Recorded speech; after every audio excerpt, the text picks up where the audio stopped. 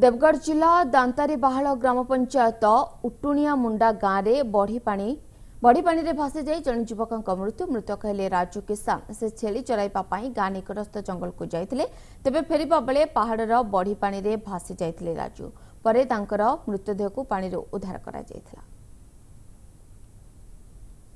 नाम है राजू किसान। से खाली छेली चढ़ी सकालू जो 5 वर्ष तक से आसने सन्ध्या बेले देखले घर को आसने गाँ जाक लोक खोजिले खोज खोजी पाइले नहीं।